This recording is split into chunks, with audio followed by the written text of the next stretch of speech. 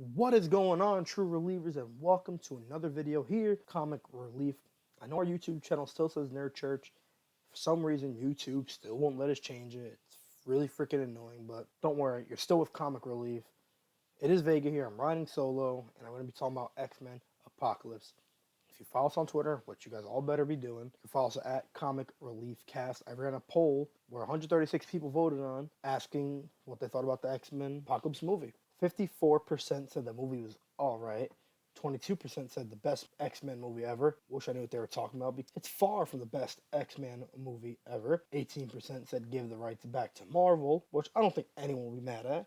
And 6% said the movie sucked. Thank you guys for voting on these polls. I love putting these polls up and you guys voting on them. But now let's get right into the movie. You could tell from my answer before, I agree with the majority of the fans, the 54% of them saying that the movie was just alright. To me, it was just very dull, very boring. It took a long time to really get going. It just had a lot of pacing issues from start to finish. It wasn't like the other X-Men films. I know a lot of people are critical of the X-Men films. I know they're either you like love them or hate them, but like I love Days of Futures Past. Everyone loved X2. I love First Class. This one just didn't do it for me. I'd probably put it towards the bottom of the X-Men movies. Not as bad as X3 or X-Men Origins Wolverine, but it just middle of the pack for me. It just didn't do it for me. I think Bryan Singer's time is finally to go. There's a lot of rumors saying that he will go, and I hope so, but I feel like we've heard rumors like that before, and he always somehow comes back to it. I mean, I understand it's his baby. He made this universe. He's the one who kicked it off, 16 years ago? But yeah, let's get someone else in there. Fox, let's get someone else. I can't take this guy anymore.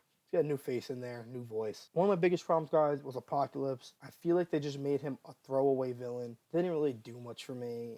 He didn't look menacing at all. I thought he'd be a lot bigger and taller, towering over people, giving that menacing look. When he's talking to Magneto, they're eye to eye, and Magneto actually looked taller than him. I feel like that's not right.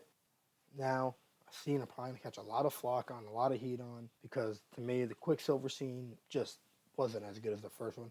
It's not a problem. Obviously, the first one, usually the first ones are always better than the second ones, but the second one, I didn't even enjoy that much. When I saw the first one, I was like, oh, this is a fun scene. This is great. I love it. The second one, I was just, oh, okay. It just didn't have me all like excited like I was in the first one. Maybe because the movie was very slow to begin with. And staying with Quicksilver, I just don't get why they have to keep sitting there him blabbering about his dad and him, I just want to tell Magneto he's my father. Then the opportunity he has it, he's looking at Magneto, and what does he do? He stares at him, doesn't say a goddamn thing. For what? Then there was no point of you even talking about him being the father. Now it's another dragged out thing that we just don't really give a shit about. What's Magneto going to say anyway? Oh, okay, you're my son. And we don't give a shit about. Good moment, could have been a good feels moment. My biggest negative thing in this whole movie, and I think everyone can't stand it, and it's got to be Jennifer Lawrence as Mystique, or I should say Jennifer Lawrence as Katniss Everdeen, or Jennifer Lawrence just as Jennifer Lawrence. I think she's totally blew in the movie for about a good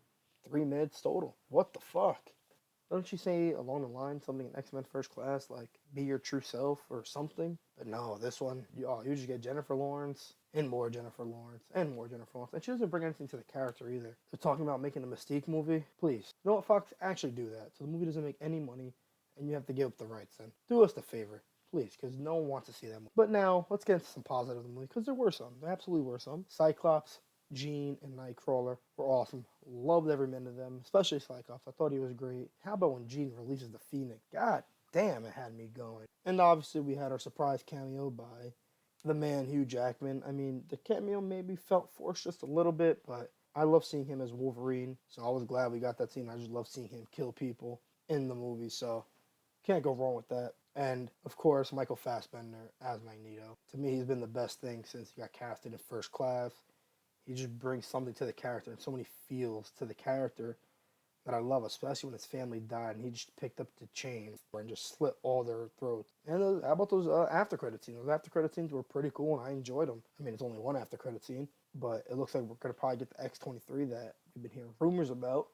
They take a sample of Wolverine's blood and then they put it in a briefcase and you see it has an Essex Corp logo on it, which is obviously teasing the next big baddie, which is Mr. Sinister, which a lot of people love and is a favorite X-Men villain, one of my favorites. So I hope he's the next villain. I hope he's not as bad as Apocalypse, because Apocalypse was boring as shit. So it was cool after credit scene and pretty cool for the future. And then we also got them in their somewhat 90s X-Men costume, I want to say. It's the closest costume we've ever gotten in X-Men movies with Cyclops, like Nightcrawler. But I just like how padded they look.